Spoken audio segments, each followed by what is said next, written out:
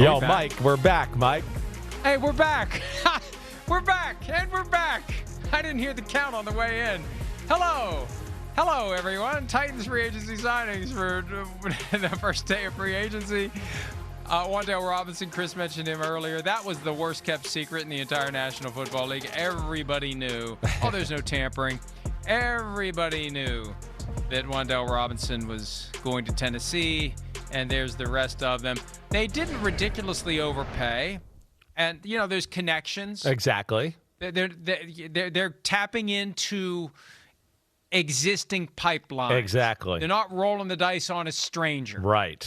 I think that's the big thing. You got to help out your quarterback, who was the number one pick of your football team. So you go out, you get a slot receiver to couple him with Calvin Ridley and Alec Ayamanor, who are bigger type receivers. Now you got that jitterbug to work the middle. He knows Brian Daboll, an ally in the offense. They got Daniel Bellinger, also a tight end from the Giants, who knows Brian Daboll in the offense. Well-rounded, complete tight end. So that works. To your point, Robert Saleh gets reunited with Jonathan Franklin-Myers, who he had with the New York Jets. So that makes sense there. He also had Jermaine Johnson, who we know he got from the New York Jets. So got that. He got system fit. I feel it's a lot like the Raiders, where I go, they didn't overpay. I know the Raiders got Tyler Linderbaum, that one, yes. But the rest of the group, you go, wait, they make sense. They needed these positions, and these are good players who you feel like are kind of can't-miss type of guys for at least the next 2 or 3 years. That's what I like with what the Tennessee Titans have done here. It speaks to the important factor that Jeff Hafley explained to us in Indianapolis 2 weeks ago, alignment. You need to have alignment between the front office and the coaching staff. When you have alignment, you see these things happen where players who have connections to coaches end up being signed.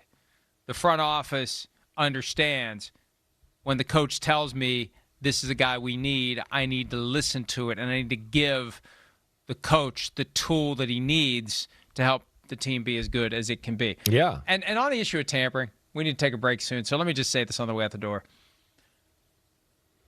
And I'm not going to out my source here, but I wrote something yesterday about how the Khalil Mack deal shows that tampering's rampant, because he said he's going to explore free agency, and then he does a deal on Saturday night before free agency even starts. Well, I thought he was going to explore free agency.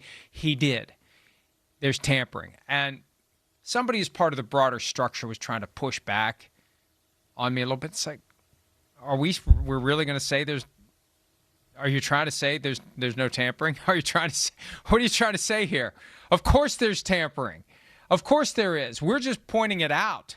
Pushing back doesn't make it go away. It's still there. I think they would prefer, they being the broader NFL structure, that we just don't talk about it. Don't mention it. Don't ask, don't tell.